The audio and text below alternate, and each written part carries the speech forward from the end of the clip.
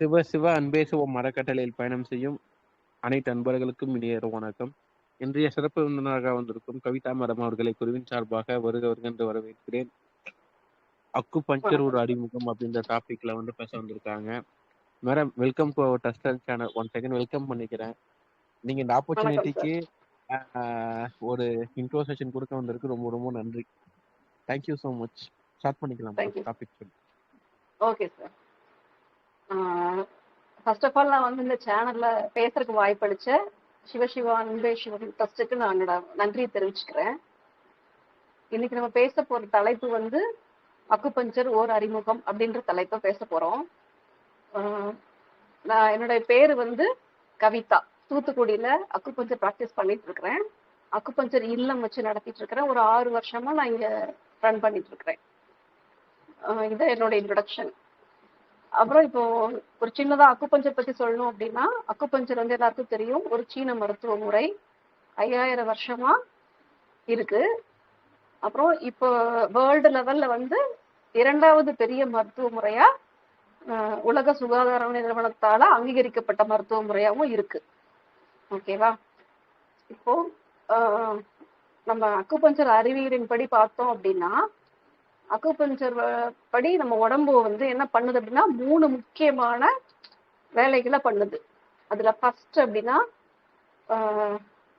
உருவாக்குதல் அப்படின்ற வேலையை சொல்லலாம்.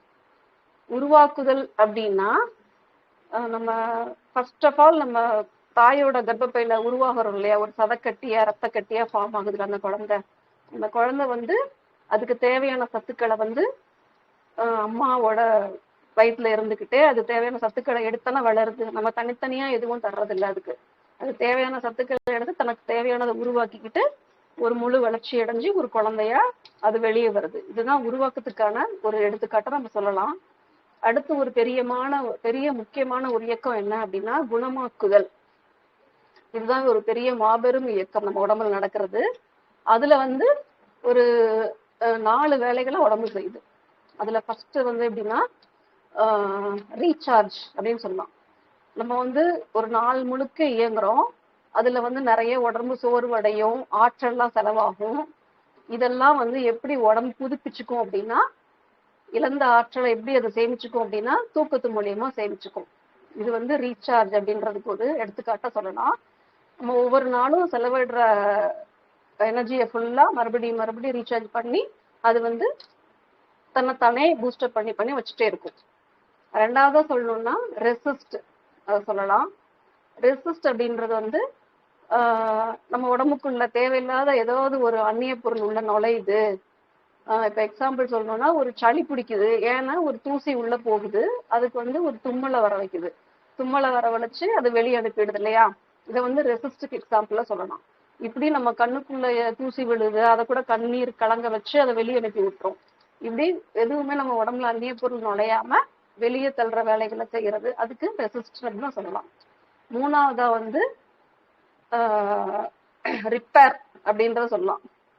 ரிப்பேர் அப்படின்னா என்னன்னு பார்த்தோம் அப்படின்னா, இப்போ நமக்கு ஒரு சின்ன காயம் ஏற்படுது, அதெல்லாம் நம்ம சும்மா கண்டுக்காம விட்டோம்னால என்ன பண்ணுது, தன்னாலே ஆறிடுது. ஒரு சின்ன ஒரு ஆக்சிடென்ட் நடக்குது, ஒரு எலும்பு முறிஞ்சிருது, இல்லை ஏதோ ஒன்று சம்திங் நம்ம உடம்புல ஏற்படுற சின்ன இதெல்லாம் எப்படி சரி பண்ணிக்குதுன்னா உடம்பு தன்னைத்தானே சரி பண்ணிக்குது. இதெல்லாம் நம்ம ரிப்பேர் அப்படின்றதுக்கு எக்ஸாம்பிளா சொல்லிடலாம். அடுத்து 4வதா பார்த்தோம் அப்படின்னா ரிமூவ் அப்படின்றது நம்ம இப்போ டே டு டே லைஃப்ல நம்ம உடம்புல சேர கழிவுகளை வேர்வையாவோ இல்லை மலமாவோ யூரினாவோ வெளியேற்றுற வேலைகளை டெய்லி பண்ணிட்டே இருக்குது. அது ரிமூவ் அப்படின்றதுக்கு ஒரு எடுத்துக்காட்டா நம்ம சொல்ல முடியும். இப்படி உடம்பு குணமாக்குதல் அப்படின்ற வேலையை ரிப்பீட்டடா செஞ்சுக்கிட்டே இருக்கும். அப்ப நம்ம உடம்புக்குள்ளே ஒரு பெரிய மருத்துவர் இருக்கிறாரு அப்படின்றத நம்மளால ஐடென்டிஃபை பண்ணிக்க முடியும். அப்புறம் இப்ப இந்த குணமாக்குதல் அப்படின்ற அடிப்படையில இந்த கழிவு நீக்கம் நடக்குது இல்லையா நம்ம உடம்புல, சளியை வெளியேற்றுறது, மோஷனை வெளியேற்றுறது, இல்ல அந்த மாதிரி கழிவு என்னெல்லாம் வெளியேறிட்டு இருக்கோ அந்த கழிவு நீக்கத்தை தான் நம்ம என்ன பண்ணிட்டு இருக்கோம் அப்படின்னா நோயா புரிஞ்சிட்டு இருக்கோம். அப்ப நோய் நீக்கத்தை நம்ம கழிவு நீக்கத்தை நம்ம நோயா புரிஞ்சுக்கிறது அடிப்படையில தான் நம்ம நோயின்னு பயந்து போயிட்டு மருத்துவத்தை நாடி போக வேண்டிய சூழ்நிலை இருக்கும். நம்ம உடம்புக்குள்ளே மருத்துவர் இருக்காரு, அவர் தினம் தினம் அவரோட வேலையை கரெக்டா பண்றாரு அப்படின்றத புரிஞ்சுக்கிட்டோம்னா நமக்கு வந்து இந்த புரிதல் ஏற்படும். மருத்துவம் தேவையில்லை நம்ம உடம்புக்கு அப்படின்ற அந்த அடிப்படை புரிதல் நமக்கு இருக்கும் எப்பயுமே. இப்ப இதை இன்னும் கொஞ்சம் டீப்பா பார்க்கணும் அப்படின்னா, இப்போ ஒரு சின்ன தூசி உள்ள போகுது, அதை வந்து உடம்பு என்ன பண்ணுது, ஒரு ரொம்ப உள்ள இருந்து ஒரு ஸ்பீடா ஒரு தும்மலை வரவழைச்சு அதை வெளியேற்ற ட்ரை பண்ணுது. நம்ம என்ன பண்ணுவோம், அந்த தூசிய வெளியேற்றதான் தும்மல் வருது. ஆனா நம்ம தும்மலை ஸ்டாப் பண்றதுக்கு ஒரு மாத்திரையை போட்டுருவோம். ஆனா அது உடம்பு என்ன பண்ணும் அப்படின்னா, தூசியை வெளியேற்றுறதோட நிக்காது. அதுக்கு அடுத்து அந்த தூசியை வந்து மியூக்கஸ் வச்சு நல்லா மறைச்சு திருப்பி சளியை வெளியேற்ற ட்ரை பண்ணும். அப்பவும் நம்ம என்ன பண்ணுவோம், அப்ப மாத்திரையை போட்டு அதை ஸ்டாப் பண்ண ட்ரை பண்ணுவோம். திருப்பியும் உடம்பு என்ன பண்ணும், கொஞ்சம் எதிர்ப்பு சக்தியை நல்லா இருக்கும்போது என்ன பண்ணோம்னா, அடுத்த ஸ்டேஜை வந்து இருமலா வர வச்சு அதை ட்ரை பண்ணி வெளியேற்ற ட்ரை பண்ணும். அப்பவும் நம்ம என்ன பண்ணுவோம்னா, இருமல் சிரப் குடிப்போம். இருமல் சிரப் குடிச்சு அதையும் அதை வந்து உள்ள சப்ரஸ் பண்ண ட்ரை பண்ணிட்டே இருப்போம். அப்பவும் உடம்பு விடாது. இன்னும் கொஞ்ச நாள் கழிச்சு ஃபீவரை வர வைக்க ட்ரை பண்ணுவோம். அப்படியே மாறி மாறி ஏதோ ஒரு ஃபார்ம்ல வர வைக்க ட்ரை பண்ணிட்டே இருக்கும்.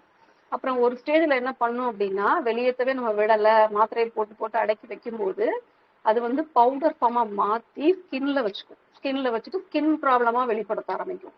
நம்ம அதுக்கும் என்ன பண்ணுவோம்னா, ஸ்கின் டாக்டர்கிட்ட போயிட்டு ஏதாவது ஒரு ஆயின்மெண்ட்டை போட்டு அதை பூசி அதை வந்து உள்ள வச்சிருவோம். ஊறல், அரிப்பு அந்த மாதிரிலாம் வரும்போது அதை வெளியேற்ற ட்ரை பண்ணும் உடம்பு. நம்ம அதையும் வரவிடாம தடுத்துட்டோம் அப்படின்னா என்ன பண்ணும் அப்படின்னா, அது ஃபைனலா ஒரு ஸ்டேஜுக்கு போறதான் வந்துட்டு வீசிங். வீசிங் வந்தாலுமே அது மூச்சு அதிகமா மூச்சு காத்த உள்ள எடுத்து வெளியே வரதான் ட்ரை பண்ணும். சளியை வந்து பவுடர் ஃபார்ம்ல உள்ள சளியை ஃபுல்லா வெளியே வர ட்ரை பண்ணும். அப்பவும் நம்ம விடாம பஃப் அடிக்கிறது இல்லை ஏதோ ஒண்ணு மாத்திரையை போடும்போது என்ன ஆகும் அப்படின்னா, ஃபைனல் ஸ்டேஜ் தான் டிபி. அப்ப ஒரு சாதாரண தூசி உள்ள போயிட்டு தும்மலா வர வேண்டியதை அடுத்தடுத்த ஃபார்முக்கு மாத்தி நம்ம டிபி வரைக்கும் கொண்டு போறது யாரு அப்படின்னா நம்மளதான் இருக்கும். இதே மாதிரிதான் எல்லாமே. இது வந்து சளி மட்டும் இல்ல. இப்போ ஒரு தேவையில்லாத ஒரு உணவுப் பொருள் உள்ள போயிடுச்சு அப்படின்னாலும் இரைப்பைக்கு மேல இருந்தா என்ன பண்ணும் உடம்பு, அதை வந்து வாமிட்டா வர ட்ரை பண்ணும். இரைப்பை கீழே போயிடுச்சுன்னா பேதியா வர ட்ரை பண்ணும். இதை நம்ம அடக்கும் போது என்ன ஆகும்னா, அதுவும் ஒண்ணு காய்ச்சலை வர வளைச்சு லூஸ் மோஷன் போக வச்சு ஏதாவது ஒரு ஃபார்ம்ல வர வைக்கும், இல்ல ஸ்கின் ப்ராப்ளமா பின்னாடி ஃபியூச்சர்ல வர வைக்கும். இப்படி உடம்பு வந்து தனக்குள்ள இருக்கிற கழிவு வந்து எப்பவுமே ஏதாவது ஒரு ஃபார்ம்ல வெளியேற்ற தான் ட்ரை பண்ணிட்டே இருக்கும். நம்ம அதை எப்போதுமே விடாம என்ன பண்றோம்னா உள்ள வச்சுட்டே இருக்கோம். இந்த மாதிரி கழிவு வெளியேறத அலோவ் பண்ணிட்டோம் அப்படின்னா நம்ம வந்து அந்த தொந்தரவுகளை கஷ்டமா எடுத்துக்காம நம்ம உடம்பு என்ன பண்ணுது அப்படின்ற ஒரு அடிப்படை புரிதல் நமக்கு இருந்துச்சு அப்படின்னா அதை நம்ம ஈஸியா ஹேண்டில் பண்ண முடியும், எந்த விதமான நோயா இருந்தா கூட. இதுதான் 2வது பகுதி, குணமாக்குதல் அப்படின்ற பகுதி. 3வது பகுதி எடுத்துக்கிட்டோம் அப்படின்னா அறிவிப்புகள்.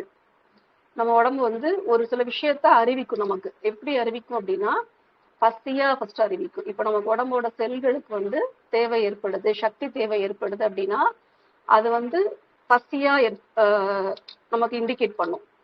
பசி அப்படின்ற ஃபீல் ஏன் வருது அப்படின்னா உடம்போட சக்தி தேவை அப்படின்னு அர்த்தம். அப்ப நம்ம அந்த பசிச்சு சாப்பிடுறோம் இல்லையா, சாப்பிடும்போது ஒரு 5 விஷயத்த நமக்குள்ளே கேட்டுக்கணும். ஏன் சாப்பிடுறோம், எதுக்கு சாப்பிடுறோம், என்ன சாப்பிடுறோம், எப்படி சாப்பிடுறோம், எப்ப சாப்பிடுறோம், இந்த 5 கொஸ்டின் தான் நமக்கான விடையாவும் இருக்கும். இப்போ நம்ம வந்து ஏன் சாப்பிடுறோம் அப்படின்னா நம்ம உடம்போட செல்களுக்கு தேவையான சக்தி தேவை, இன்னொன்னு நம்ம உடம்புல ஆரோக்கியமா இருக்கணும் அப்படின்றதுக்காண்டி இந்த 2 விஷயத்துக்காக தான் நம்ம சாப்பிடுறோம். 2வது எப்ப சாப்பிடுறோம் அப்படின்னா பசிக்கும் போது சாப்பிடுறோம். இதை வந்து நம்ம முன்னோர்களுக்குமே சொல்லிட்டாங்க, பசித்து புசி அப்படின்றத. அப்ப எப்ப சாப்பிடணும் அப்படின்னா பசிச்சுதான் சாப்பிடணும். இப்போ நம்ம உண்மையிலே வந்து உடம்போட சக்தி, செல்களுக்கு தேவையான சக்திக்காக தான் நம்ம சாப்பிடுறோம் அப்படின்னா அப்ப உடம்பு கேட்கும் போது கொடுக்கணுமா இல்ல நம்ம இஷ்டத்துக்கு நம்ம ஒரு டைம் கொடுக்கணுமா அப்படின்றத கொஞ்சம் யோசிச்சு பார்க்கணும். உண்மையிலே உடம்போட சக்தி தேவைக்கு தான் சாப்பிடுறோம் அப்படின்னா அது சொல்லும் போது நம்ம சாப்பிட முடியும். அது ஒரு பசி ஃபீலை கொடுக்கும் போது தானே சாப்பிட முடியும். அப்படி சாப்பிடத்தானே சரியாவும் இருக்கும். 2வது எதை சாப்பிடுறோம்னு இருக்கு. எதை சாப்பிடுறோம் அப்படின்னா எதை வேணாலும் சாப்பிடக்கூடாது. நமக்கு ஒரு உயிராற்றல் தரக்கூடிய உணவா, அதுல வந்து கொஞ்சமாவது ஒரு இயற்கையோட சார்ந்ததா, ரொம்ப ரசாயன கலப்பு இல்லாம உடம்புக்கு தீங்கு விளைவிக்காத அந்த மாதிரி ஒரு உணவா சாப்பிடுறது ரொம்ப அவசியமா இருக்கு. அடுத்து எவ்வளவு சாப்பிடுறோம் அப்படின்றது பசியை பொறுத்து. அதாவது நம்ம ஒரு லிமிட் வச்சுக்கிட்டு இவ்வளவுதான் டெய்லின்னு ஒரு ஃபிக்ஸ்டா இல்லாம, இப்போ நான் முன்னாடி காலையில சாப்பிட்ட உணவு என்னவோ அதுக்கேத்த மாதிரிதான் எனக்கு மதியம் பசிக்கும். அப்ப நம்மளோட தேவை எவ்வளவோ அதை பொறுத்து தான் சாப்பிடணும். ஒரு ஃபிக்ஸடா நம்ம இவ்வளவு அளவு வச்சுட்டு இவ்வளவு சாப்பிடணும்னு அவசியம் இல்லை. ஒரு காலையில ஹெவியா நம்ம சாப்பிட்டோம்னா மதியம் எளிமையா சாப்பிட்டா கூட போதும். அப்ப தேவைக்கு சாப்பிடுறது. அளவுக்கு மீறினால் அமுதமும் நஞ்சு அப்படின்னு சொல்லுவாங்க. அப்ப அந்த அமிர்தம் கூட நஞ்சாயிரும் எப்போனா அதிகமா சாப்பிடும் போது, இல்ல தேவைக்கு அதிகமா எதை சாப்பிட்டாலும் அப்படி ஆயிடும் அப்படின்றதான் அந்த இது குறிக்குது. அப்ப நம்ம எவ்வளவு சாப்பிடுறோம் அப்படின்றத வந்து நமக்கு வயிறை வந்து கொஞ்சம் கவனிச்சு சாப்பிட்டோம் அப்படின்னா அது வந்து ஒரு போதும் அப்படின்ற ஒரு ஃபீலை கொடுக்கும். நம்ம சாப்பிட்டுட்டு இருக்கும் போதே ஒரு அரை வயிறு முக்கால் வயிறு வரும்போதே ஒரு போதுன்ற ஒரு ஃபீலை கொடுக்கும். அதையும் நம்ம கவனிக்க தவறிட்டோம் அப்படின்னா நம்ம சாப்பிட்டுட்டு இருக்கிறோட உணவு வந்து கொஞ்சம் டேஸ்ட்டுக்கு குறைஞ்ச மாதிரி ஒரு ஃபீல் வரும். அப்ப நம்ம புரிஞ்சுக்கலாம் நம்மளோட உடம்போட தேவை ஃபுல்ஃபில் ஆயிடுச்சு அப்படின்றத புரிஞ்சுக்கிட்டு நம்ம அந்த உணவை வந்து ஸ்டாப் பண்ணிக்கலாம். அடுத்து எப்படி சாப்பிடணும் அப்படின்னு இருக்கு. அந்த எப்படி சாப்பிடணும் அப்படின்றது வந்து கொஞ்சம் முழுசா கவனம் வச்சுட்டு நம்ம என்ன சாப்பிடுறோன்ற கவனத்தோட டிவி பார்த்துட்டே சாப்பிடுறது அப்படிலாம் இல்லாம, போன் பார்த்துட்டே சாப்பிடுறது அப்படி இல்லாம, பேப்பர் படிச்சுட்டே சாப்பிடுறது அப்படிலாம் இல்லாம, என்ன சாப்பிடுறோம் அப்படின்றத நம்ம கவனிச்சு நம்ம சாப்பிடும்போது அதோட சத்துக்கள் வந்து முழுமையா நம்ம உடம்பால கிரகிக்கப்படும். ஓகேவா? இதுக்கடுத்து இப்போ சாப்பிடுறத பத்தி பார்க்கும்போது பசித்து புசி அப்படின்றது ரொம்ப முக்கியமான விஷயமா இருக்கு. பசிச்சு சாப்பிடுற உணவு வந்து எல்லாமே சத்துக்களா மாற்றப்படும். பசிக்காம சாப்பிடுற சாப்பாடு வந்து எப்பவுமே ஒரு உடம்போட கழிவா மாறி அது தங்கிடும். அதுதான் நோய்க்கு வந்து மூல காரணமாகவும் இருக்குது. இப்போ வந்து ஒரு நம்ம வாட்ச் கட்டி இருக்கோம், அது வந்து பேட்டரி காலியா இருக்குது. அப்ப நம்ம என்ன பண்றோம் அப்படின்னா பேட்டரி காலி ஆயிடுச்சுன்னா புதுசா ஒரு பேட்டரி அதுல போடுறோம், திருப்பி நம்ம இது பண்றோம். இதே இது நமக்கு முன்னாடியே நம்ம நாளைக்கு காலியாயிரும் இந்த 1 மாசம் காலியாயிரும்னு அட்வான்ஸா போட்டு வைப்போம்னா அப்படிலாம் இல்லை, காலியான அப்புறம் தானே போடுறோம். அதே மாதிரிதான் நம்ம உடம்புக்கும் எப்ப சக்தி தேவை இருக்குதோ அப்ப மட்டும் சாப்பிட்டா போதும். ஆல்ரெடி உள்ள சாப்பாடு ஜீரணமாயி உள்ள இருக்கும் போதே இன்னொரு தடவை அடுத்து நம்ம சாப்பிடணுன்ற அவசியம் இல்லை. இன்னொன்னு மணி பார்த்து சாப்பிடும்போது ஆல்ரெடி உள்ள ஃபுட்டு ஜீரணம். இப்ப நம்ம ஹெவி ஃபுட்டா எடுத்திருந்தோம் அப்படின்னா, பிரியாணி மாதிரியான ஃபுட்டை ஹெவியா சாப்பிட்டோம் அப்படின்னா அடுத்த வேலை உணவும் அதே டைமுக்கு சாப்பிட முடியுமா அப்படின்னா இல்ல, அந்த ஜீரணமா இருக்கவே கொஞ்சம் லேட் ஆயிட்டு இருக்கும். அப்ப நம்ம கொஞ்சம் லேட்டா சாப்பிட்றதா நல்லதாகவும் இருக்கும். இல்ல அந்த சாப்பாடு அடுத்து சாப்பிட்ற சாப்பாடை கொஞ்சம் ஒரு எளிய உணவா சாப்பிட்றதா நல்லதும் கூட. இப்ப பசிச்சு சாப்பிட்றதோட இம்பார்ட்டன்ஸ் நம்ம பார்த்துட்டோம். இன்னும் சொல்ல போனா இப்போ சுகர் எல்லாம் வருதுன்னு சொல்றாங்கல்ல, அதெல்லாம் வந்து இந்த பசிச்சு சாப்பிட்றத கரெக்டா ஃபாலோ பண்ணணும் அப்படின்னா சுகர் வரவும் செய்யாது. ஆல்ரெடி இருந்தா கூட அதுவும் சரியாயிடும். இப்ப நம்ம பசிச்சு சாப்பிடும் போது அதுக்கு தேவையான அந்த நம்ம சாப்பிடுற உணவுக்கு தேவையான கிளைகோஜன்லாம் கரெக்டா இருக்கும். அது வந்து சாரி, அது தேவையான இன்சுலின் எல்லாம் கரெக்டா சுரக்கும். அது வந்து தேவையில்லாம ஒரு கெட்ட சர்க்கரையா போய் சேமிக்காம அது நல்ல சர்க்கரையா சேமிப்பாவும் கிளைகோஜனா போய் சேமிச்சு நம்ம உடம்புல தக்க வச்சுக்கும். உடம்பு எக்ஸஸா இருக்கிறது எல்லாத்தையுமே. அப்புறம் 2வது விஷயம் பாத்தீங்கன்னா தூக்கம். தூக்கம்ன்றது ரொம்ப ரொம்ப ரொம்ப ரொம்ப அவசியமான ஒண்ணா இருக்கு. எதுக்கு அப்படின்னா இதுலயும் ஒரு 2 விஷயம் இருக்கு. எப்ப தூங்குறோம், எதுக்காக தூங்குறோம் அப்படின்ற கேள்வி இருக்கு. ஃபர்ஸ்ட் எப்ப தூங்குறோம் அப்படின்னு பாத்தீங்கன்னா இரவு கரெக்டா ஒரு 10ல இருந்து ஸ்டார்ட் பண்ணி ஒரு 5 மணி வரைக்கும் தூங்குறது அப்படிங்கறதா. நைட்ல ஒரு 10 to 5 வரைக்கும் தூங்குறதா வந்து ஒரு நல்ல தூக்கமா இருக்கு. ஏன் அப்படின்னா அந்த சூழல், அந்த இரவு இரவு அப்படின்ற சூழல், அதோட இருட்டு, அது எல்லாமே வந்து அந்த குளிர்ச்சி, 2வது அந்த இரவோட சூழல் அப்புறம் குளிர்ச்சி, அது என்னன்னா உடம்புக்கு ரொம்ப முக்கியமானதா இருக்கு. அப்புறம் இன்னொன்னு வந்து கல்லீரலோட ஃபங்க்ஷன் வந்து ரொம்ப சிறப்பா வேலை செய்யற டைம்னு பாத்தீங்கன்னா அந்த நைட்ல தான். அந்த 11 to 3 தான் வந்து அது ரொம்ப சிறப்பா வேலை செய்யற டைமும் கூட. அப்ப அந்த 10 மணிக்கு தூங்கினோம்னா தான் 11 மணிக்கு நம்ம டீப் ஸ்லீப்புக்குள்ள போவோம். 3 மணி வரைக்கும் அந்த ஃபங்க்ஷன் அதோட வேலைகளை, உறுப்புகள் உள்ளுறுப்புகள்லாம் அதோட வேலைகளை செய்யும். அப்போ நமக்கு வந்து காலையில எந்திரிக்கும் போது ரொம்ப ஃப்ரெஷ்ஷாகவும் இருக்கும். இப்போ நைட்ல வேற என்னென்ன வேலைகள் நம்ம உடம்புல நடக்குது தூக்கத்துல அப்படின்னா பிளட் பியூரிஃபிகேஷன் நடக்கும். அதாவது ரத்தத்துல உள்ள நச்சுக்கள்லாம் நீக்கப்படுற டைம் எப்பன்னு பாத்தீங்கன்னா அதுவும் நைட்டு தூக்கத்துல தான் நடக்கும். இப்போ நைட்ல வந்து சில பேர்லாம் நைட் ஷிஃப்ட் போயிடுறாங்க. 8 மணி நேரம் தானே தூங்கணும், நாங்க நைட்ல தூங்குறது பதிலா காலையில தூங்கிக்கிறோம் அப்படின்ற மாதிரி சொல்றாங்க. அப்படி கிடையாது. நைட்ல தூங்குற 8 மணி நேரம் தூக்கமும் பகல்ல தூங்குற 8 மணி நேரம் தூக்கமும் ஒண்ணாகாது. இது வேற அது வேற. நீங்க வந்து ஒரு நாள் தூக்கத்தை ஸ்கிப் பண்ணிட்டீங்க அப்படின்னா நீங்க ஒரு வாரம் வரைக்கும் அதோட இதை நீங்க அனுபவிக்கிற மாதிரி தான் இருக்கும். உடம்பு ஒரு அன்ஈஸியான ஒரு ஃபீலுக்கு போயிடும். அப்புறம் இப்போ நீங்க இந்த இரவோட சூழல் குளிர்ச்சி ரொம்ப அவசியமா இருக்கு, அந்த டைம் ரொம்ப அவசியமா இருக்கு. பிளட் பியூரிஃபிகேஷன் நடக்கும் உடம்புல. இது எல்லாமே நைட் தூக்கத்துல தான் நடக்குது. அப்புறம் செல்களுக்கு வந்து இப்ப நம்ம நாள் ஃபுல்லா வேலை பார்த்து டயர்டா இருக்கு. அப்ப அந்த செல்கள்லாம் எப்படி புத்துணர்ச்சி அடையுது அப்படின்னா அது தூக்கத்துல தான். நம்ம தூங்கி முடிக்கும் போது அந்த செல்கள்லாம் புத்துணர்ச்சியாவும் இருக்கும். அப்ப நல்ல தூக்கம் நம்ம எப்படி நல்லா தூங்கி முடிச்சிருக்கோம் அப்படின்றத நம்ம ஐடென்டிஃபை பண்ணலாம் அப்படின்னா, காலையில எந்திரிக்கும் போது உங்களுக்கு ஒரு நல்ல ஃப்ரெஷ்ஷா இருக்கும் மைண்ட். நம்ம அன்னைக்கு டேல நம்ம என்ன பண்ண போறோம் அப்படின்ற சிந்தனை தான் நமக்கு எந்திரிக்கும் போது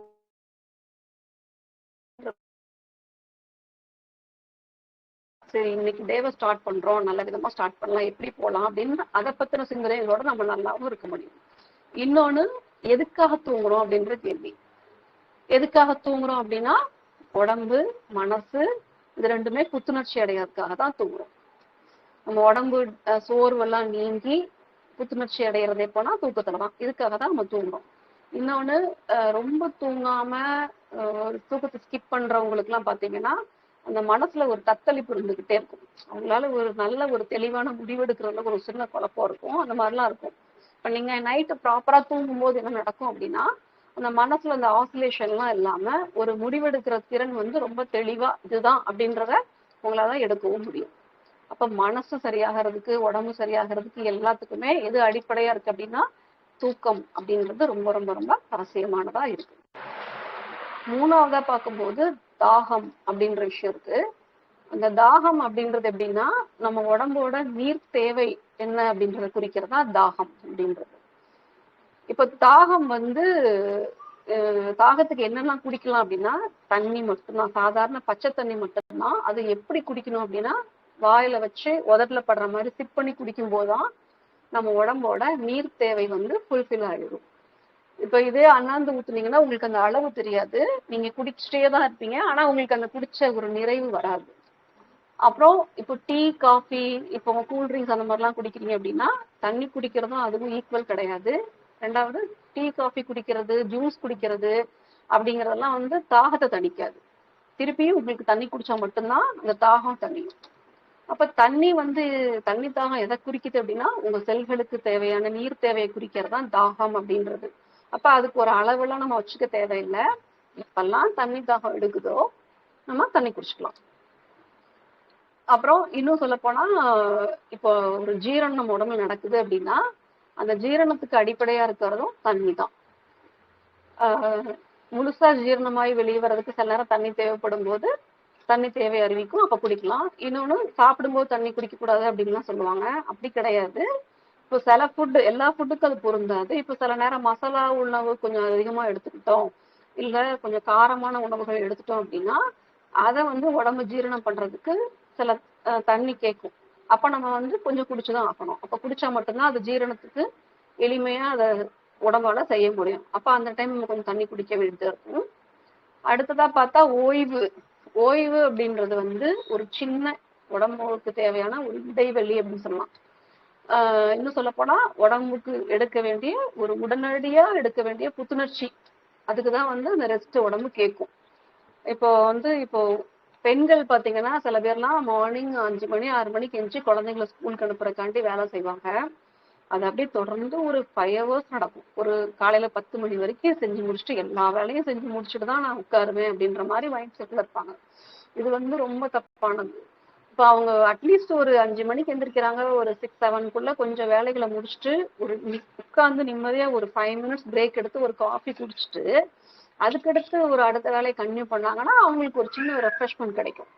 அதை விட்டுட்டு என்ன பண்ணுவாங்கன்னா 10 மணி வரைக்கும் தொடர்ந்து வேலையை முடிச்சுட்டு நான் முடிச்சுட்டு தான் உட்காருவேன் அப்படின்ற மாதிரி மைண்ட் செட்ல இருப்பாங்க. அப்படி இருக்கக்கூடாது. அதே மாதிரி சில பேர் பாத்தீங்கன்னா இப்போ அவங்க இப்போ உட்கார்ந்து செய்யற வேலை, இப்போ ஐடி ஃபீல்ட்ல ஒர்க் பண்றாங்க, அந்த மாதிரி ஏதாவது ஆஃபீஸ் ஒர்க் பண்றாங்க அப்படின்னா அவங்களுக்கு பெரும்பாலும் உட்கார்ந்து செய்யற மாதிரி வேலைகள்லாம் தான் இருக்கும். அவங்க என்ன பண்ணலாம் அப்படின்னா இப்போ ஒரு 1 hour உட்கார்ந்து வேலை செய்யறாங்க அப்படின்னா கொஞ்சம் எந்திரிச்சு அவங்க அந்த ரூமுக்குள்ளேயே ஒரு வாக் போயிட்டு வந்துட்டு திருப்பி உட்கார்ந்து செஞ்சாங்கன்னா கொஞ்சம் உடம்புக்கு வந்து ரெஃப்ரெஷ்மெண்ட் கிடைக்கும். அவங்க திருப்பி திருப்பி ரொட்டீனா ஒரு 2 3 மணி நேரம் உட்கார்ந்தாங்கன்னா அவங்களுக்கே அது ஒரு சலிப்பு தட்டிரும். இன்னொன்னு அது உடம்புக்கும் அது நல்லது இல்லை, சீக்கிரமாவே உடம்பு கொஞ்சம் டயர்ட் ஆயிரும். அவங்க ஒரு 5 minutes 3 minutes பிரேக் எடுத்துட்டு போயிட்டு வரும்போது திருப்பி அவங்க உடம்பு என்ன பண்ணும் அப்படின்னா புத்துணர்ச்சி அடைஞ்சிடும். இன்னும் சொல்ல போனா சில பேர் வந்து இப்போ வாட்ச்மேன் அந்த மாதிரிலாம் எடுத்துட்டிங்கன்னா அவங்க நின்றுக்கிட்டே இருப்பாங்க. அவங்களுக்கு வேலை ஃபுல் அண்ட் ஃபுல் நிற்கிற வேலையாக தான் இருக்கும். சில இடத்துல இப்போ ஜுவல்லரி ஷாப்பு, ஜவுளி கடை அந்த மாதிரிலாம் பார்த்தீங்கன்னா நின்றுட்டே இருக்கிற மாதிரி தான் வேலையாக இருக்கும் அவங்களுக்கு பெரும்பாலும். அப்போ ஒரு கஸ்டமர்ஸ் இல்லாத டைம்ல கூட அவங்க ஒரு 5 மினிட்ஸ் அட்லீஸ்ட் போயிட்டு கொஞ்சம் ஒரு ரிலாக்ஸ் பண்ணிட்டு 5 நிமிஷம் கழிச்சு வந்துட்டு திருப்பி கன்டினியூ பண்ணாங்கன்னா அவங்களுக்கு அதுதான் உடம்போட தேவையா இருக்கும். அந்த ஓய்வு அப்படின்றது வந்து தூக்கம் ஓய்வு ரெண்டும் வேற வேற. தூக்கம் அப்படின்றது உடம்ப ரெஃப்ரெஷ் பண்றதுக்கு, ஓய்வு அப்படின்றது ஒரு சின்ன பிரேக், உடம்பு கேட்குற ஒரு சின்ன பிரேக். இதை வந்து இப்போ நீங்க மார்னிங்ல இருந்து இப்போ நம்ம லேடிஸ்லாம் வீடு கிளீன் பண்ணும்போது பார்த்துருப்போம், நம்ம ஃபுல் டே வேலை பார்த்துட்டே இருப்போம், ரொம்ப டயர்ட் ஆயிடுவாங்க. அப்புறம் அடுத்த நாள் அவங்களால எந்திரிக்கவே முடியாது. அதை விட கொஞ்சம் வேலை பார்த்துட்டு ஒரு ஒரு 5 to 10 மினிட்ஸ் கொஞ்சம் ரிலாக்ஸ் பண்ணிட்டு ஏதாவது ஒண்ணு அதுல இருந்து நம்ம பண்ணிட்டு இருக்கிற வேலையில ஒரு சின்ன ரிலாக்ஸேஷன் தான் அது. அதை பண்ணிட்டு வந்து பண்ணும்போது என்ன ஆகும்னா அவங்களுக்கு அந்த டயர்ட்னஸ் இருக்காது. அதுக்கப்புறம் திருப்பி 2-3 மணி நேரம் வேலை பண்ணா கூட அவங்களுக்கு வந்து அந்த எனர்ஜி ரீட்டைன் ஆகிட்டே இருக்கும். அவங்களால கண்டினியூ பண்ண முடியும் வேலைகளை ஃபுல்லாவே. ஆக மொத்தம் இப்போ நமக்கு வந்து உடம்போட அடிப்படை தேவை என்ன அப்படின்னா பசிச்சு சாப்பிட்றது, கரெக்டான டைமுக்கு டெய்லி ப்ராப்பரா தூங்குறது, 3வது ஓய்வு தேவைப்படுற நேரங்கள்ல ஓய்வு எடுக்கிறது, தாகம் எடுக்கும் போது மட்டும் தண்ணி குடிக்கிறது. இந்த 4 விஷயங்களையும் கட்டாயம் அவங்க செய்யணும். செய்யும் போது என்ன ஆகும் அப்படின்னா இந்த 4 பழக்க வழக்கத்தை கரெக்டாக ஃபாலோ பண்ணும்போது அவங்க உடம்புகள்ல வந்து கழிவுகள் தங்காது. சப்போஸ் அப்படி ஏற்கனவே தங்கியிருந்த கழிவுகள் கூட அது ஈஸியாவே வெளியவும் வந்துடும். அப்புறம் இப்போ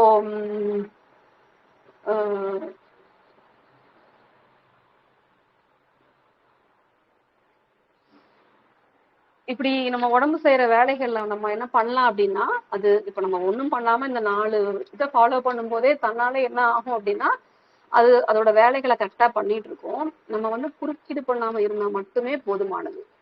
இப்ப இந்த குறுக்கீடு அப்படின்றதுல நம்ம என்னெல்லாம் பண்ணுவோம் அப்படின்னா, இப்ப ஒரு ஃபீவர் வருதுன்னு வச்சுக்கோங்களேன். அந்த ஃபீவர் வரும்போது என்ன பண்ணுவோம், அப்பதான் வந்து அதுக்கு ஒரு நாள் ஓய்வு எடுத்தா கூட போதுமானதா இருக்கும். நம்ம ஆனா என்ன பண்ணுவோம் அப்படின்னா, ஸ்கூல் குழந்தைங்க போறதா இருந்தா நம்ம அதை லீவ் போட விட மாட்டோம். ஆஃபீஸ் போறதா இருந்தாலும் லீவ் போடாம சரி எப்படியாவது நம்ம வேலையை முடிச்சிடலாம் அப்படின்ற மாதிரி இருப்போம். அப்படி இல்லாம கண்டிப்பா அந்த ஒரு நாள் ரெஸ்ட் கொடுத்துட்டீங்க அப்படின்னா அது ஈஸியாவே உடம்பு வந்து அந்த கழிவுகளை வெளியேற்றிட்டு தானே சரி பண்ணிக்கும். இல்ல நான் கண்டிப்பா போயே திருவேன்னு போகும்போது என்ன ஆகும் அப்படின்னா அடுத்து ஒரு 3 நாளோ 5 நாளோ அது வந்து படுக்க வச்சு நம்மள சரி பண்ணணும். அப்போ நம்ம அது செய்யற வேலையை ஒண்ணும் தடுக்க கூடாது. அப்படி இல்லை அப்படின்னா அதுக்கு வந்து ஒரு சின்ன ஒரு டைம் கொடுத்துட்டோம் அப்படின்னா அது தானே செய்யும். நம்ம வந்து பொறுமையா காத்திருக்கிறது மட்டும் ரொம்ப முக்கியமானதா இருக்கு இந்த இடத்துல. ஓகே. இப்போ நம்ம பேசுற இந்த இதுல ஏதாவது உங்களுக்கு டவுட்ஸ் இருந்துச்சுன்னா நீங்க கேட்கலாம். அடுத்து நம்ம ஃபர்தரா கன்டினியூ பண்ணலாம்.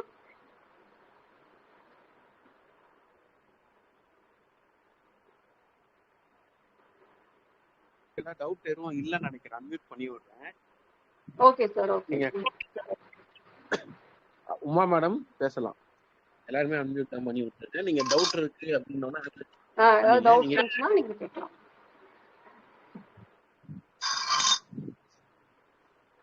யாருக்கும் டவுட் இருக்கா? வணக்கம். வணக்கம் சார், சொல்லுங்க. ஒன்றும் இல்லை மேம், ஒரு ஃபுட்டு ஹேபிட் பற்றி தான் கேட்குறேன்.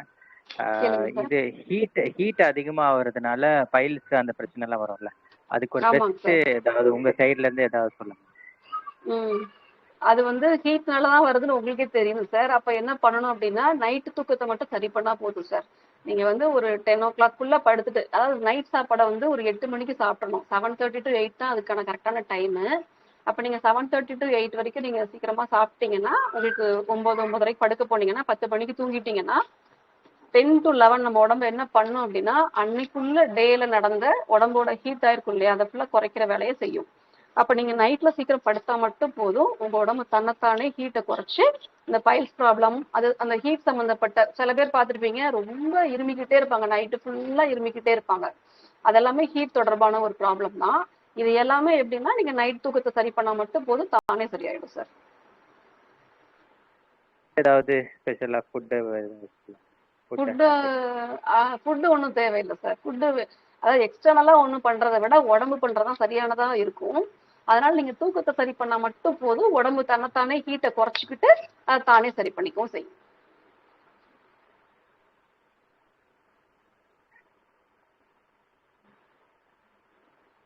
யாருக்கு இருக்கு ஆக்சுவலா வந்து இந்த ஏஜ் பர்பஸ்ல இருக்குன்னு சொல்லி கிளீனா சொன்னீங்க அப்படின்னா இல்ல அவர் சார் பேசியிருந்தாரு. சார் கேக்குதுங்களா?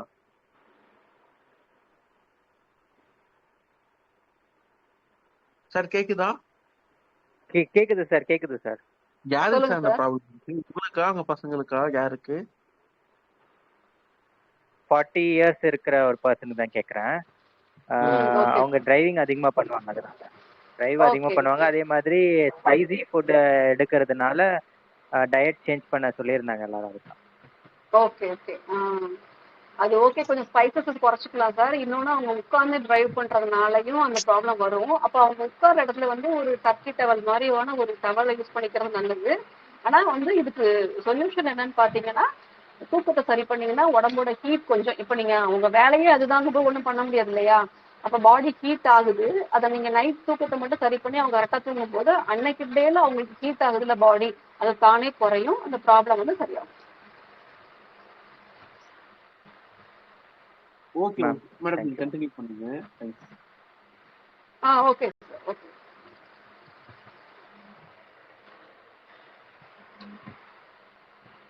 வேற எதுவும் டவுட்ஸ் இல்லையா சார்? டவுட் இருந்தா கேட்பாங்க.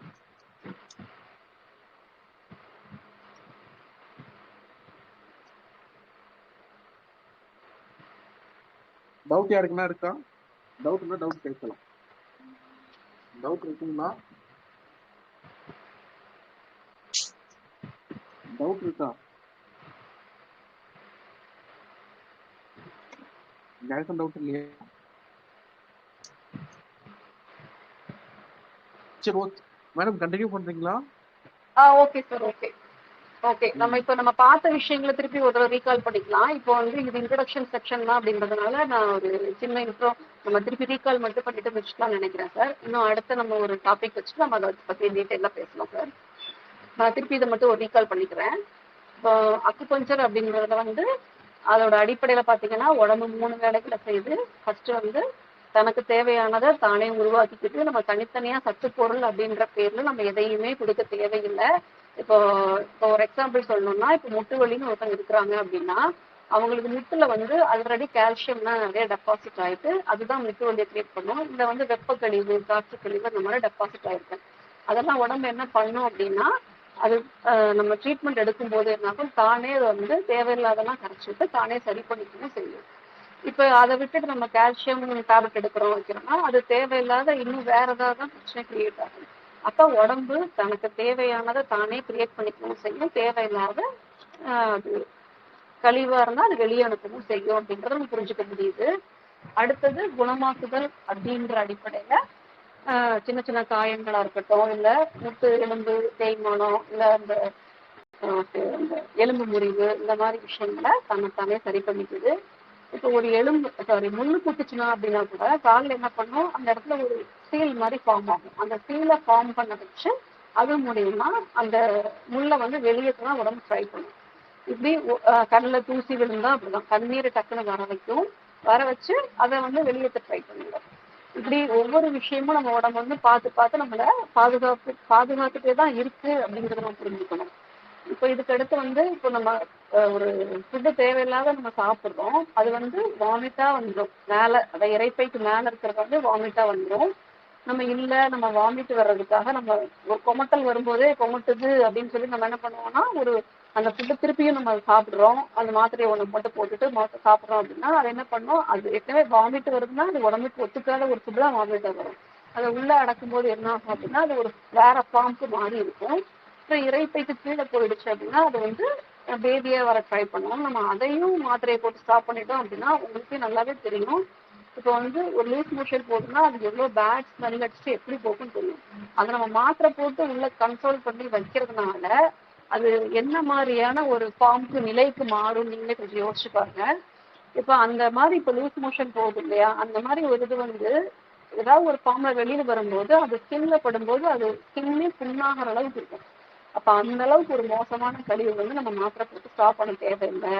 அது வந்து உடம்பே வெளியேற்றும் போது நம்ம பசியை கவனிச்சு சாப்பிட்டு வெளியேற வரைக்கும் நம்ம பொறுமையா வெயிட் பண்ணிட்டு இருந்தோம் அப்படின்னா அது தானே வெளியேறிடும் அப்படின்றதான் இது. அடுத்தது உடம்பு வந்து தூக்கத்து மூலியமா இழந்த ஆற்றல்லாம் அது தன்னைத்தானே புதுப்பிச்சுக்குது, சேமிச்சுக்குது அப்படின்னு சொல்றோம். அப்ப நம்ம அதை புரிஞ்சுக்காம தூக்கத்தை கெடுத்துட்டு நம்ம நைட்ல ஃபுல்லா உட்காந்து போன் பாக்குறது அப்படின்னு சொல்லி அந்த உடம்பு நம்ம புறக்கணிக்க என்ன பண்ணும் அப்படின்னா உடம்பு வந்து கொஞ்ச நாளையில அது கழிவுகள் சேர நமக்கு தொந்தரவா வெளிப்படும். அப்ப நம்ம கொஞ்சம் உடம்பு மதிச்சு அதுக்கு என்ன தேவையோ அதை கரெக்டா கொடுக்குறோம் அப்படின்னா அது அதோட வேலையை சிறப்பா செய்யும். அப்போ தூக்கம் அப்படின்றது எவ்வளவு முக்கியம் அப்படிங்கறத உங்களுக்கு தெரிஞ்சுக்கிறேன். இப்போ ரிப்பேர் அப்படின்றத வந்து கண்ணுல தூசி விடுறது, எலும்பு முறிகிறது, இந்த மாதிரி பாதிப்புகளை உடம்பு எப்படி சரி பண்ணுது அப்படின்னு புரிஞ்சுக்கலாம். இப்போ இன்னொன்னு சொல்லணும்னா இப்ப இந்த ரிப்பேர் அப்படின்றது வந்து இப்போ நம்ம சிஸ்டம் முன்னாடி வேலை பார்க்குறவங்க பார்த்தீங்கன்னா அவங்களுக்கு ஒரு லெவலுக்கு மேல கண்ணுல வந்து ஹீட் அதிகமா ஆயிடும். கண்ணுல ஹீட் அதிகமா ஆகும்போது என்ன ஆகும்னா அந்த ஹீட்டை குறைக்கிறதுக்கு வந்து கண்ணுல வந்து கண்ணீர் தானாவே செக்ரீட் ஆயிட்டு அவங்களுக்கு கண்ணீர் வர ஆரம்பிக்கும். நம்ம அது தெரியாம என்ன பண்ணுவோம் அப்படின்னா இல்ல எனக்கு கண்ணுல ப்ராப்ளமா இருக்கு அப்படின்னு சொல்லிட்டு நம்ம ஐடா போய் நேரம் பாக்குற மாதிரி இருக்கும். அப்படிலாம் பார்க்காம ஏன் பண்ணுது அப்படின்ற அந்த உடம்புக்கு சில அறிவுகள் இருக்கு. அந்த உடம்பு சொல்ற அந்த உடலின் மொழியை நம்ம புரிஞ்சுக்கிட்டோம்னா அது ஈஸியா நம்ம அதை ஹேண்டில் பண்ண முடியும். அப்ப நம்ம கண்ணுல வந்து நம்ம உடம்புல இருக்கிற வெப்பக்கழிவை கண்ணு மூலியமா தண்ணீர் மூலியமா வெளியேற்று அப்படின்றத நம்ம புரிஞ்சுக்கிட்டா மட்டும் போதுமானதா இருக்கும். அப்புறம் நம்ம உடம்புக்கு தேவையில்லாத அந்த டாக்ஸின்ஸ் எல்லாம் ரிமூவ் பண்றது, அது வியர்வை வழியா, யூரின் வழியா, மலம் வழியா அதெல்லாமே வெளியேற்றிட்டே தான் இருக்கு. நம்ம அதை எதையும் ஸ்டாப் பண்ண தேவையில்லை. முக்கியமா பாத்தீங்கன்னா இந்த கல்லீரலோட ஃபங்க்ஷன் லைஃப் நடக்கும் போதுதான் நம்ம உடம்புக்கு வந்து தேவையில்லாத ஃபுட்டு, அதாவது இப்போ நம்ம கெமிக்கல் இல்லாம ஃபுட்டு எதுவுமே இல்லைன்னு கூட சொல்லிடலாம். அந்த அளவுக்கு நச்சு கலந்த உணவு, ரசாயன கலப்புள்ள உணவு தான் நம்ம சாப்பிட்டுட்டு இருக்கோம். அப்ப அதெல்லாமே இப்போ இன்னைக்கு சாப்பிடுற உணவோட கழிவு, நச்சு, அந்த டாக்ஸின்ஸ் எல்லாமே இன்னைக்கு நம்ம நைட் தூங்கணும் அப்படின்னாலே அந்த கல்லீரல் என்ன பண்ணணும் அப்படின்னா சிறப்பா அது வெளியேற்றணும். அதே மாதிரி இப்போ தினம் அப்படி நம்ம அந்த தூக்கத்தை புறக்கணிக்கும் போது என்ன ஆகும்னா அந்த கழிவு வந்து ஒரு ஸ்டேஜில் சேர்ந்துக்கிட்டே இருந்து அது ஃபியூச்சர்ல ஒரு வேற ஒரு ஃபார்ம்ல ரொம்ப பெரிய தொந்தரவா அது வெளிப்பட ஆரம்பிக்கும். அப்போ சின்ன சின்ன ஃபார்ம்ல இருக்கிறத வந்து நம்ம டெய்லி தூக்கத்திலேயே சரி பண்ணாத அளவு பண்ணா மட்டுமே போதுமானதா இருக்கு. ரெசிஸ்டன்ஸ் அப்படின்றத வந்து உடம்புக்கு தேவையில்லாத ஒரு அந்நிய பொருள் தூசி உள்ள போது இப்ப எங்க ஊர்ல எல்லாம் பாத்தீங்கன்னா ஒரு பொல்யூஷன் நிறைஞ்ச ஊர்.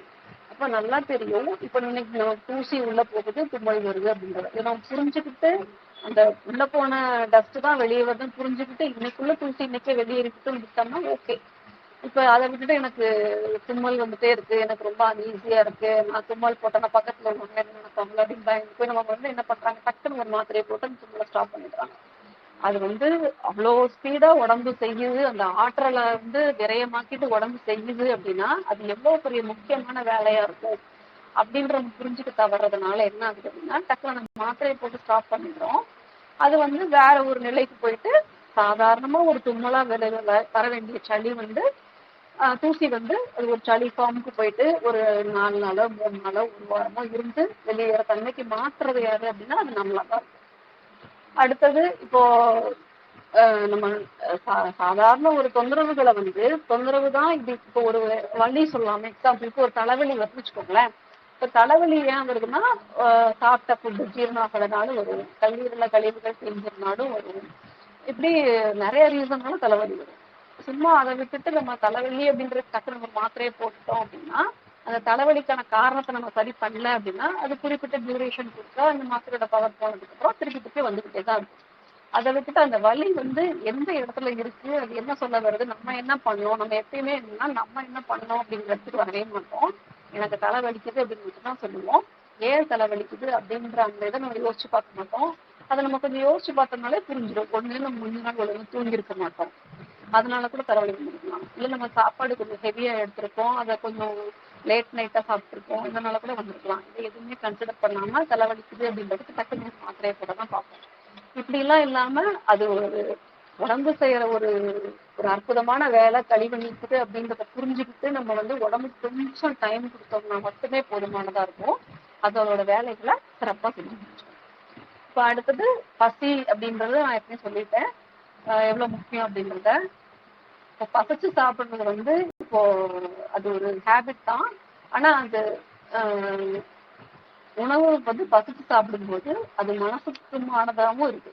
இப்போ உடம்பு வந்து பசிய தேவையை புரிஞ்சு இவ்வளவுதான் என் உடம்புக்கு தேவைன்னு சாப்பிடும்போது அது ஆட்டோமேட்டிக்கா என்ன பண்ணும் அப்படின்னா மனசுலயும் ஒரு சில கட்டுப்பாடுகளை கொண்டு வரும். போதும் அப்படின்ற ஒரு நிறைவை கொண்டு வரும். இன்னொன்னு இப்ப நம்ம சாப்பிடும்போது இது நமக்கு தேவையா அப்படின்றத யோசிச்சு நம்ம சாப்பிடறோம் இல்லையா, நமக்கு நிறைவு வந்துருச்சு, கொஞ்சம் ஒரு 30 வயது வந்துருச்சு, ஃபுல்லாயிடுச்சுன்ற ஒரு ஃபீலை நம்ம கவனிச்சு கவனிச்சு சாப்பிடும்போது என்ன ஆகும் அப்படின்னா அது வந்து நம்ம மனசுலயே அதோட தாக்கம் இருக்கு. எப்படின்னா நமக்கு ஒரு பொருள் வாங்கும் போது இந்த ரொம்ப பெரிய பெரிய ஆசைகள்லாம் வரும்போது கூட அதுல ஒரு கட்டுப்பாடு இருக்கும். நமக்கு உண்மையிலே இந்த பொருள் தேவைதானா, இதை நம்ம அவசியம் வாங்கணுமா அப்படின்றத நம்ம ஒரு தடவை யோசிப்போம். அந்த அந்த நிலை வந்து பசிச்சு சாப்பிடும்போது அதுக்கும் அந்த மனசுக்குமா தேவையாவும் இருக்கு. அந்த பசிச்சு சாப்பிடுறது உடம்புக்கு மட்டும் இல்ல, அது வந்து மனசுலயும் சில இம்பாக்டா கிரியேட் பண்ணுது. அடுத்தது தண்ணி தாகத்தை பத்தி பார்த்தோம். தண்ணி வந்து லிட்டர் கணக்கு வச்சுட்டு மார்னிங் எழுந்திரிச்ச உடனே நம்ம குடிக்கிறது வந்து தேவையில்லாமது. உடம்பு எப்பெல்லாம் கேட்குதோ அப்பெல்லாம் கொடுத்தா மட்டும் போதும். ஏன்னா நம்ம தூங்கி முடிக்கும் போதே நம்ம உடம்பு வந்து குளிர்ச்சியா தான் இருக்கும். அப்ப அந்த குளிர்ச்சியா இருக்கும்போது தண்ணி தேவை உடம்புக்கு இருக்காது. அப்போ யாருக்கு எப்ப தேவையோ அவங்க மட்டும் குடிச்சா போதும். சில பேருக்கு எப்படி குடிக்கணும்னு தோணும், அவங்க மட்டும் குடிச்சா போதுமானதா இருக்கும். இப்போ வந்து ஒரு ரொம்ப ஹெவியா ஒர்க் செய்வாங்க சில பேர்லாம் வெயில்ல, அவங்களுக்கு வந்து கண்டிப்பா நிறைய தண்ணி தேவைப்படும். அவங்க வந்து இவ்வளவு வேணா குடிக்கலாம். இப்போ இதே இது ஒரு ஏசி ரூம் இருக்காங்கன்னு வச்சுக்கோங்களேன், அவங்களுக்கு வந்து ரொம்ப கம்மியா தான் தண்ணி தேவை ஏற்படும். அப்ப 2 பேருமே ஒரு அளவு வச்சுக்கிட்டு இவ்வளவு குடிங்க அப்படின்னு சொல்றது சரியா வராது. அதனால யாருக்கு எவ்வளவு தேவையோ அவங்க அவங்கவுங்க தேவையை குடிச்சா நல்லா இருக்கும். தண்ணி குடிக்கும் போதுமே ஒரு சாதாரண தண்ணியில மினரல் வாட்டர் குடிக்கிறீங்க அப்படின்னா அதை வந்து மண்பானையில வச்சு குடிக்கும்போது அது அந்த தண்ணி வந்து ஃபில்டர் ஆயிடும். தானாவே ஃபில்டர் ஆயிட்டு கொஞ்சம் நமக்கு குளிர்ச்சியும் கொடுக்கும். ஒரு தண்ணி தாகம் நிறைவான ஒரு ஃபீலும் நமக்கு கிடைக்குமா. இப்ப தண்ணி வந்து தேவைக்கு குடிக்கணும் அப்படின்றத நம்ம தெரிஞ்சுக்கலாம். அடுத்தது ஓய்வு அப்படின்றத முதல்ல எப்பயும் பார்த்துட்டோம். ஓய்வு அப்படின்றது எல்லாருமே மோஸ்ட்லி எல்லாருமே ஸ்கிப் பண்ற ஒரு விஷயம். ஆனா அது ரொம்ப ரொம்ப தேவையான விஷயம் அப்படின்றத நான் சொன்னேன் ஏற்கனவே. சின்ன சின்ன பிரேக். இப்போ நானே இங்க கிளினிக்ல பார்த்துட்டு இருக்கேன் அப்படின்னா தொடர்ச்சியா பேஷண்ட் வந்துட்டே இருப்பாங்க. ஆனா அது வந்து கொஞ்சம் எனக்கே ஒரு டயர்ட் ஆகுது அப்படின்னா ஒரு சின்ன ஒரு பேஷண்ட் வர கேப்ல எந்திரிச்சு ஒரு வாக் போயிட்டு வெளியில போயிட்டு நடந்து வந்துட்டு திருப்பி நான் உட்கார்ந்து கன்டினியூ பண்ணுவேன். இல்லை ஒரு 2 minutes பிரேக் எடுத்துட்டு தண்ணி குடிச்சிட்டு ரிலாக்ஸ் பண்ணிட்டு சேரை விட்டு எழுந்திரிச்சிட்டு அப்படி நான் ரிலாக்ஸ் பண்ணிப்பேன். இதுதான் எனக்கான ஓய்வு. அப்படியே அவங்க ஓய்வு அப்படின்றத அவங்க தான் இது பண்ணும். இப்ப சமீபத்துல பாத்தீங்கன்னா நிறைய பேர் இந்த தொடர்ச்சியா வேலை செய்யறவங்களுக்கு பாத்தீங்கன்னா பேக் பெயின் இந்த மாதிரி எல்லாம் நிறைய பேர் வர்றாங்க. இதுக்கான ரீசன் என்ன அப்படின்னு பாத்தீங்கன்னா ஒரே இடத்துல ஒரே வேலையை அவங்க தொடர்ச்சியா செய்யறதா காரணமாகவும் இருக்கு. அவங்க இந்த மாதிரி எந்திரிச்சு அந்த செய்யற வேலைன்னு ஒரு சின்ன ஓய்வு எடுத்துக்கிட்டாங்க அப்படின்னா அவங்களுக்கு ஒரு நல்ல மாற்றத்தையும் நம்மளால பார்க்கவும் முடியும். இப்போ ஓய்வுன்றது எவ்வளவு அவசியமா இருக்கு அப்படின்றத நம்ம தெரிஞ்சுக்கலாம். ஓகே, இப்ப வந்து நம்ம அக்குபஞ்சர்ல ஒரு சாதாரண பேசிக்கா உள்ள விஷயத்த மட்டும் நம்ம சொல்லியிருக்கேன். இதுக்கப்புறம் வந்து நம்ம டீட்டெயிலா இன்னொரு செஷனை நம்ம பார்க்கலாம். உங்களுக்கு ஏதாவது கொஸ்டின்ஸ் இருந்தா நீங்க கேட்கலாம். இப்போ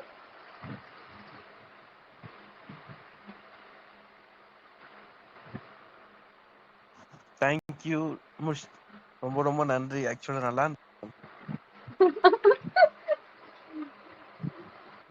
நான் இது அறிமுகம் அப்படின்றதுனால ஒரு சின்ன ஒரு இதுதான் சார் நான் கண்டென்ட் தான் ப்ரிப்பேர் பண்ணேன். நம்ம நெக்ஸ்ட் அடுத்தடுத்த செஷன்ல ஒரு ஒரு டாபிக் எடுத்து அதை பத்தி நல்லா பிரீஃபா பேசலாம் சார். கண்டிப்பா கண்டிப்பா. டவுட் கேளுங்க, ஒரு 2 minutes மட்டும். உமா மேடம், முத்துக்குமரன், என்ன டவுட் இருக்கா? கண்ணகியம்மா, செந்தில், சமீரன். உரை மிகவும் சிறப்பாக இருந்தது மேடம். ரொம்ப தெளிவா சொன்னீங்க. எல்லாருக்கும் புரியுற மாதிரி நல்ல நீட்டா இருந்தது. ரொம்ப தேங்க்ஸ் உங்களோட அறிவுரைக்கு. கூடியமான வரைக்கும் இன்றைய வாழ்வியல் முறையில கூடியமான வரைக்கும் அதை கடைபிடிச்சு அதை இது பண்ணா உங்களுக்கு கோடான கோடி நன்றிகள். உங்களுக்கு ரொம்ப நன்றி மேடம். தேங்க்யூ.